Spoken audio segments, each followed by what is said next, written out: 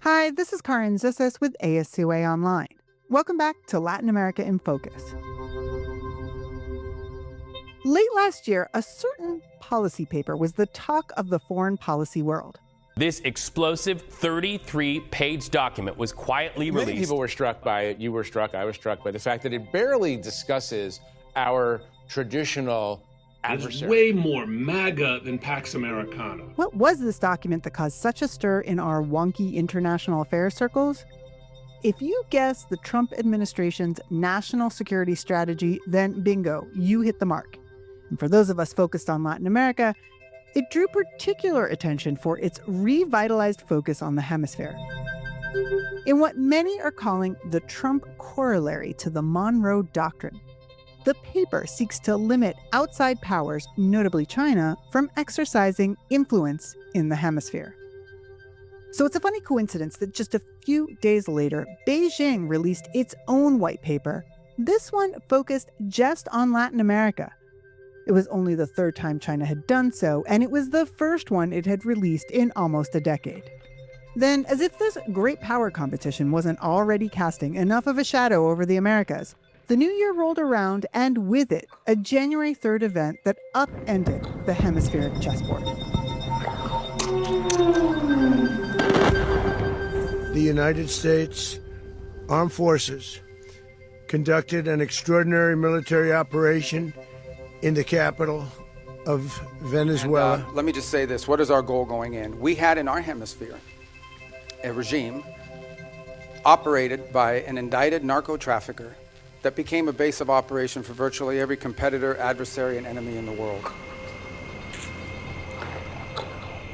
Aside from the historic nature of Maduro's ouster, what can we glean from China's reaction to U.S. moves in Venezuela? How have countries in the region been adjusting their approach to Beijing? And what's next for Latin America's bizarre love triangle with the U.S. and China? These are just some of the issues I got into with our guest, Parsifal D'Sola Alvarado. He's the executive director of the Andrés Bello Foundation based in Bogotá. He served as foreign policy advisor to the interim government of Venezuela between 2019 and 2020. But he also has a deep understanding of China's read on the region, given that he was based in Beijing with the news agency China Files. He points out that while China's charted a policy for the region, many Latin American countries haven't sketched out their strategies to handle Beijing.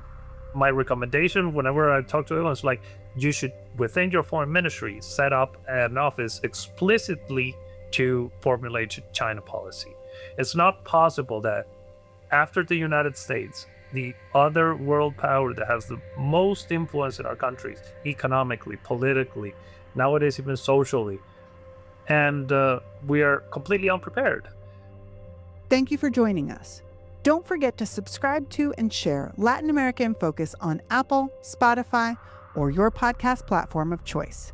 And if you need to get up to speed on the relationship between Latin America and China, use this interview as your guide to spot what you could be in 2026.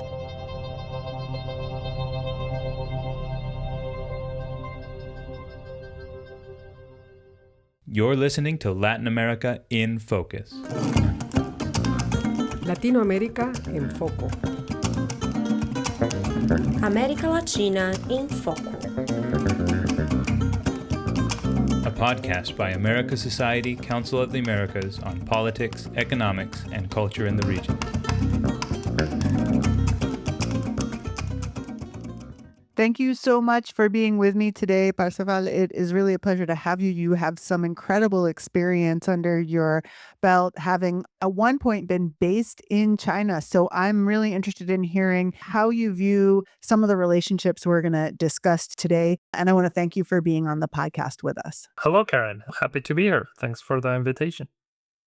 So I am based in Washington, and in December, there was a lot of discussion when the White House released its national security strategy. And in part because for any of us focused on Latin America, we couldn't help but notice that a large part of that security strategy really refocused Washington on the Western Hemisphere.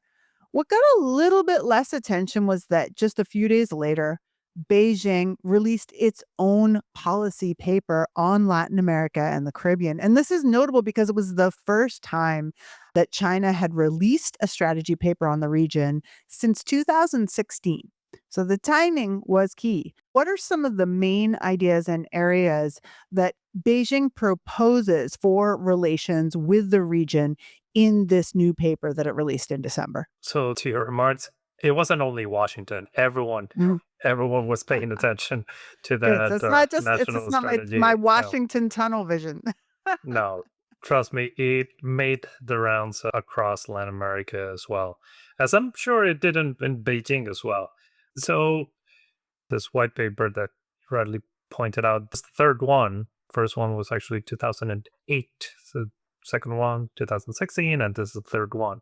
This one has some continuities, but it also has some new aspects that we haven't seen before. More or less same framing, same wording in terms of talking to the global south, portraying China as part of the global south, a lot of word about multilateralism, anti hegemony, this maximalist view of sovereignty. So the typical talking points that we see from Chinese officials, their foreign ministry, and the diplomatic corps. Where do I see some new items? For the first time, they explicitly mentioned security and military ties. This wasn't present in neither of the previous papers. It's not the main focus, but the fact that it is mentioned explicitly, I think, says something about this evolving Chinese foreign policy, not only towards Latin America, but overall. I wouldn't read too much into the fact that it was published less than 2 weeks after the US national security strategy. I'm guessing they were preparing that, and well, the US paper comes out and they say, well, it's a good opportunity, but this was in the works. It wasn't something that they just, built from scratch to compete with. They made the best out of something that was in the works. Going back to the military aspect. So they talk about security cooperation, they talk about military exchange. We know that has been going on for a while, but it's pretty much under the radar. It's really not that significant. It's with specific countries, and there's no security projection from China in Latin America. There are some pockets, but it's more or less the same thing that we see in other regions that are outside the immediate periphery of the PRC. It's very early, but after the U.S. military operation in Caracas on January 3rd, I think that's definitely probably a tipping point that will be taken into account by Beijing. And we are definitely going to get into that. You suggest that China included security as a topic area, and that was something that was different. Why do you think, first of all, that Beijing did that? And second of all, you mentioned it's only with some countries. What are the countries that it does have the security cooperation with? Why do you think that China chose to include it, given that there isn't this significant, deep security cooperation going on?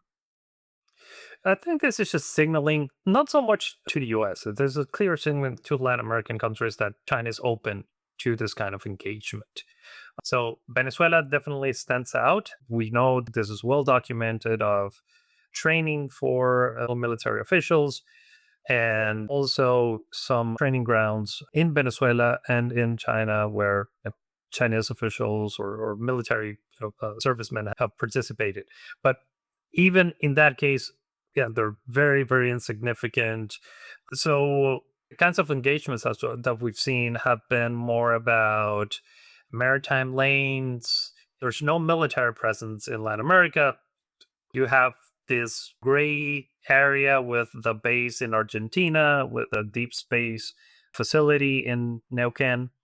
There has been a lot written about this, but even if there are some PLA officers, when you put it into context, Latin America is huge. It's over 600 million people. If they do actually have some military presence in Neuquén. That's not significant. It makes strategic sense for China, given that the Neuquén space facility could monitor sea routes around Patagonia, which is strategically important. So it makes sense for them to have some sort of presence there. And then you have Cuba, obviously, which I would say is the only real security presence that China has in the region. We have no details other than what we've seen from the US intelligence and also from, well, several think tanks that have made some assessments based on satellite imaging. And it makes total sense. It's pretty close to the United States monitoring, especially nowadays with the huge presence of US military in the Caribbean. They're probably learning a lot, they probably learned quite a lot.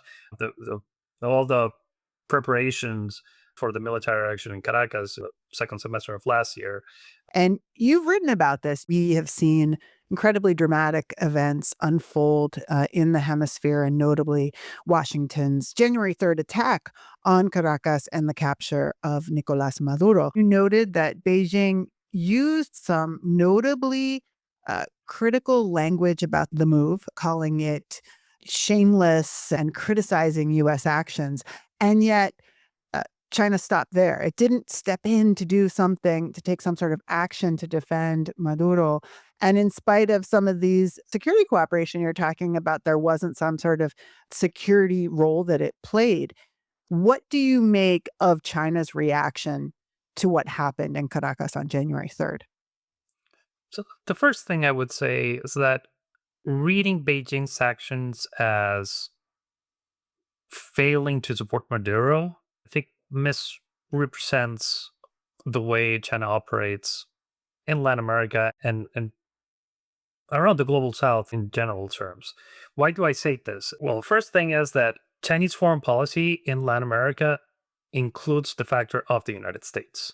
This is present in Beijing's overall foreign policy, but especially in Latin America, because they know for a fact that this is the US's region of sphere of influence, and that the US has a lot of security arrangements across the region, multiple presence of boots, bases across the region, and that these are red lines for Washington.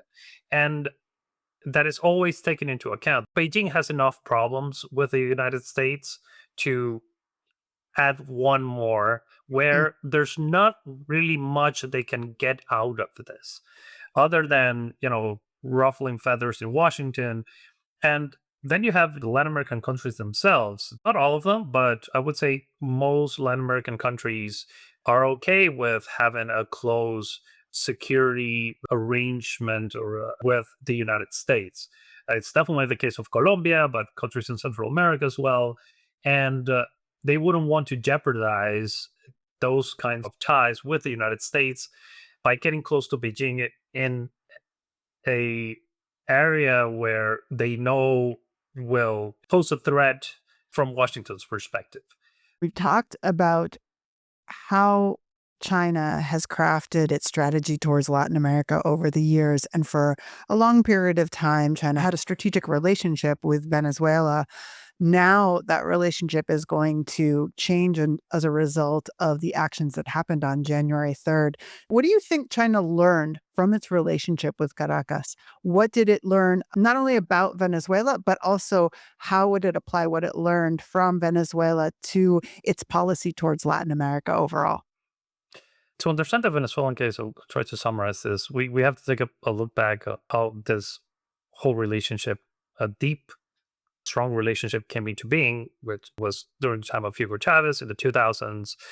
Oil is usually presented as the main reason. I really do not see it that way. The most attractive aspect for Beijing was that if we go back to the mid-2000s, Venezuela was a very powerful regional player. Venezuela's power projection across Latin America was quite significant, much more than its much larger partner and neighbor, Brazil.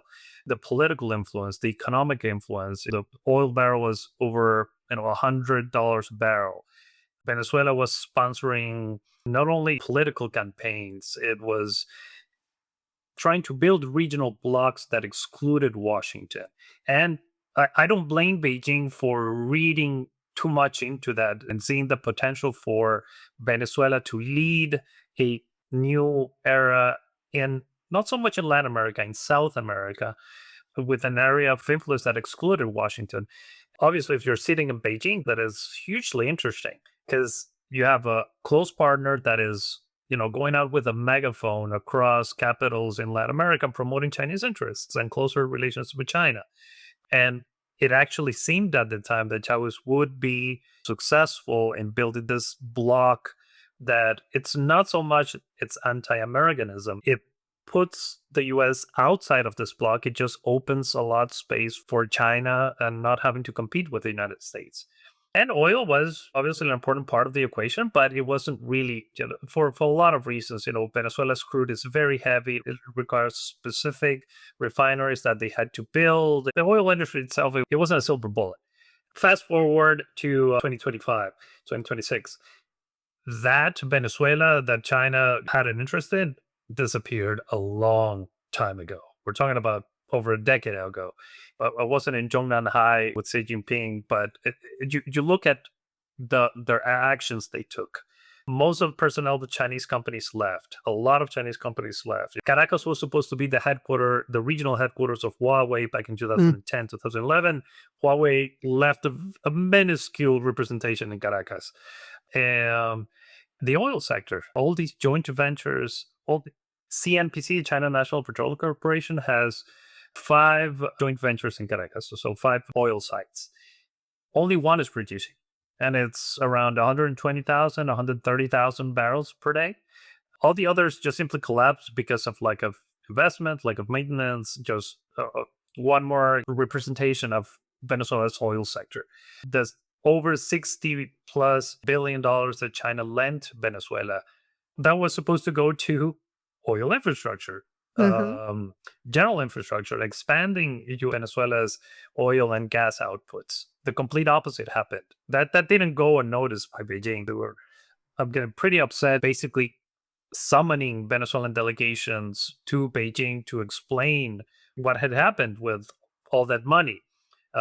There's a paper I wrote for the Stimson Center, and one of the quotes from a Chinese official was like, the amount of money that we gave you was enough to develop an entire province in China. So that speaks volumes of how disappointed and the Chinese authority. And this was back in 2015, 2016. So you can imagine nowadays. What did they learn? The political and economic roller coaster that are a lot of Latin American countries. Venezuela is at extreme; it's an outlier, but still, maybe I like to think that they're more risk averse. We've seen that with the evolution of infrastructure projects. Nowadays, are much smaller. Projects like the Port of Chancay, I think, are a thing of the past. And try to hedge their bets, not only talking to the people in power. And this is also something that we've seen China being more adept at actually talking to opposition. That happened in the Venezuelan case when I was part of the interim government back in 2019. We actually established a back channel, not directly with the Standard Politburo, but triangulated through a third party. But there were important contacts between the Juan Guaido interim government and Beijing. Your foundation released a series of articles that looked at what the events in Caracas mean for the sort of U.S., Latin America, China triangle.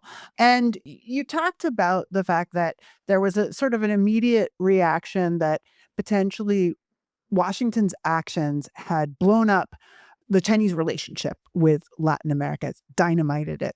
You kind of cast as like, it's not so black and white as this, right? But you mentioned that this is the end of what you call cheap ambiguity about this relationship that China and Latin America have. Can you tell our listeners what you mean by the end of cheap ambiguity and how you see the relationship between China and the region and other countries in Latin America proceeding in this post-January 3rd era?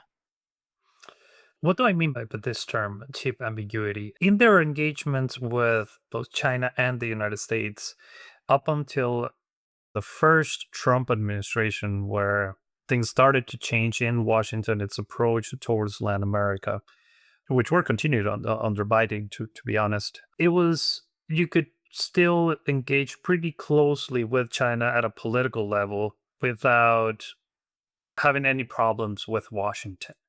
Or the other way around, you could have pretty close relationships politically with Washington and be very deeply engaged economically with Beijing.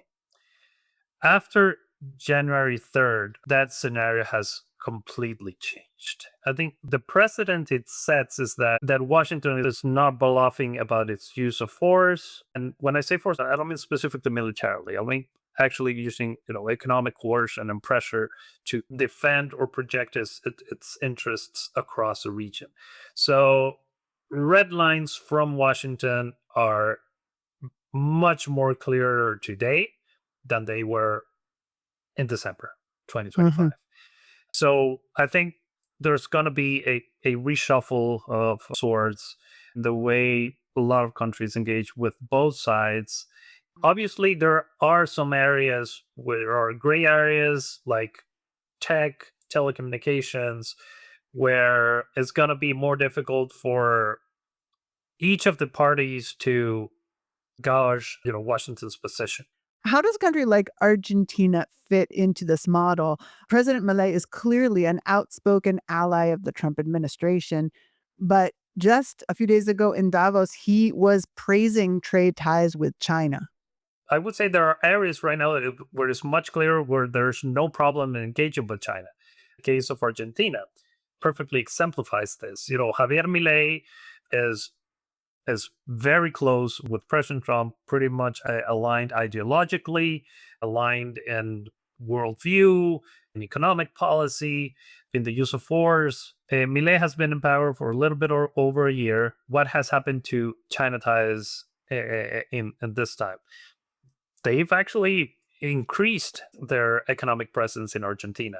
So even though that the Milei administration is not promoting directly, be it through a specific policy or visiting China or giving any sort of, let's say, political signaling to Beijing, they're not opposing or standing in the way of greater Chinese participation in Argentina.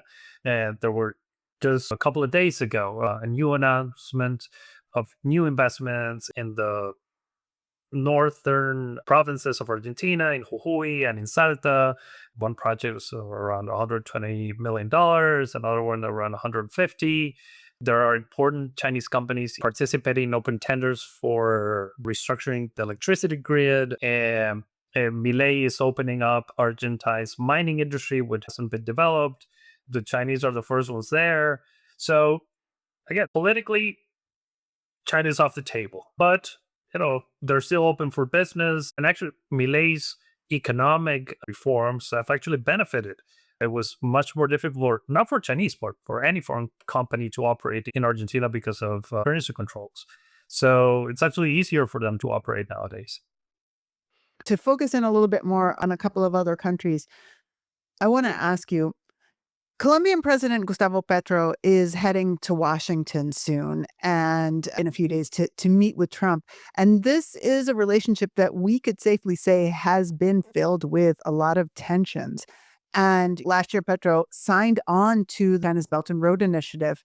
Will Colombia be able to play this kind of both sides with the U.S. and China in the same way that Argentina did? How do you see Colombia's relationship with China? Okay, so a couple of things there. Well, Petro is out the door. It's almost out the door, right? Elections in Colombia are in late May this year. The Colombian government, the Petro administration, previous administrations, is very clear that, I'm going to put it bluntly, they have no clue what they're doing with China. There is no policy whatsoever. It's a lot of improvisation. With this administration, I think we're the fourth foreign minister in Colombia. There's no stability in foreign policy. Like in many other countries, the foreign policy decision-making lies in the executive. So whoever's president has a lot of leeway in decision-making. And yes, Petro went to China, but he went to China to talk about the metro. He didn't go there with a well-structured proposal, and he came back empty-handed. No strategy whatsoever. So I think a country like Colombia, which has very close military ties and security ties with the United States, is going to be in a tougher position to maneuver its relationship with China. So let's take a look at North America for a moment, because aside from the World Cup this year, Mexico, Canada, and the United States are facing the USMCA review. And China's playing a role there as well, because we're seeing different behaviors from each of Washington's trade partners in this regard. You know, Canada's Prime Minister Mark Carney recently went to Beijing and inked an agreement. Meanwhile, Mexico's playing it differently. Mexico applied tariffs to countries it doesn't have trade deals with, most notably China, targeting items like steel, textiles, and electric vehicles. Does Mexico really have a choice, given that it's so reliant on the U.S. export market, and there have been these concerns about China using Mexico as a backdoor into the U.S. market? Or is it placing itself at risk by starting these tensions with China, which has served as a source of inputs that fuel Mexican manufacturing?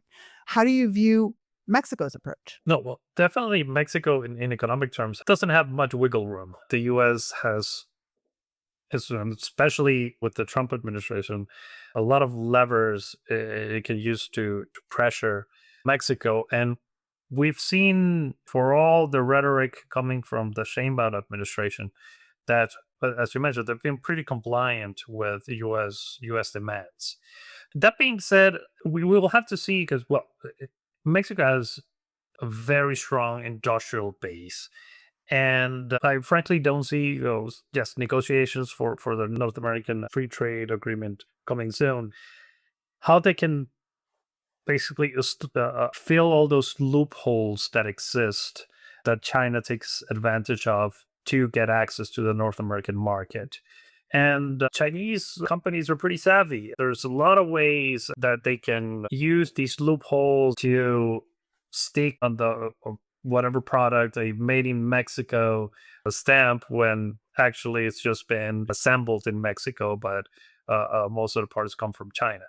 And that's very difficult to address from a policy side. But Chinese companies in general are just not going to just sit down and wait it out. It's much more complex than that. So I see tension. That's basically how I see it. We have discussed Colombia, we've discussed Argentina, we've discussed Mexico, we've clearly discussed Venezuela. And you are someone who has advised Venezuela's interim government on foreign policy. What would you advise governments in Latin America to do? And to bring it full circle, the United States has a security strategy that covers the Western Hemisphere. China has a new policy paper that's covering Latin America and the Caribbean.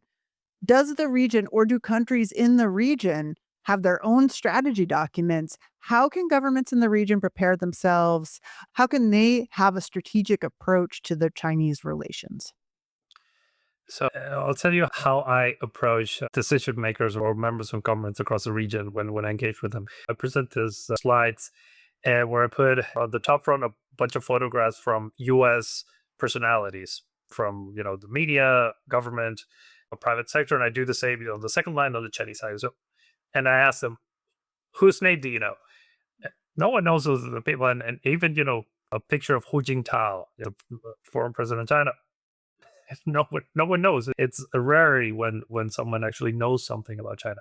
And I do this to make a point. Look, we are much more prepared to deal with U.S. aggression and a revamping of the Monroe Doctrine, because we have not only the experience dealing with these kinds of policies, but also there's a lot of cultural alignment. There's people-to-people ties. We're very familiar with U.S. culture in general. So there's a lot more avenues to deal with the United States, a lot more experience. Nothing of the sort exists with China. My recommendation whenever I talk to anyone is like, you should, within your foreign ministry, set up an office explicitly to formulate China policy. It's not possible that after the United States the other world power that has the most influence in our countries, economically, politically, nowadays even socially. And we are completely unprepared. Each government should have at least a couple of people that can speak Chinese, or at least engage more with the academic community to formulate policy with China in different aspects. Nothing of the sorts exists. And that's just simply paving the way for China to lead the way, and Latin America just to adapt to whatever Washington and Beijing decided. And there isn't a country that you stand and say, oh, they're on their way. They're on their The only one that has something of the sorts is Chile. Chile does. I'm quite impressed with Chilean foreign policy and decision making with both with Washington and with China. They're very pragmatic. They don't politicize foreign relations. They do engage with their academic community, with the universities, with think tanks. So my Chilean friends probably would say it's not enough, but at least if you put it in the regional context, Chile is years ahead and is much more prepared to deal with this new geopolitical scenario. Parsifal, we got to touch on a lot of different countries and their relationship with China, and within this triangle of US, China, and Latin America. I really appreciate your time, and thank you for coming on. No, thank you, Carin. Pleasure. Thank you for listening. I'm your host, Carin Zissis. This episode was produced by our executive producer, Luisa Lemi, and associate producer, Camilo Salas. If you want to learn more about topics like China's policy in Latin America, check out the ASCOA website at as-coa.org and read our podcast notes for more links. You can find other episodes of Latin American Focus at www.as-coa.org/podcast, or write us an email telling us what you think at latamfocus@as-coa.org. Share, write us a review, and subscribe at Apple, Spotify, YouTube, or wherever you get your podcasts. The music in this podcast is Collector by Jorge Aro, performed for the America Society En Casa series. Find out about upcoming concerts at musicoftheamericas.org. And if you like the soundtrack of this podcast, consider becoming an America Society member for preferential access to all performances at 680 Park Avenue in New York, as well as art exhibitions, book talks, and more exciting events. Opinions expressed in this podcast do not necessarily reflect those of America Society, Council of the Americas, or its members.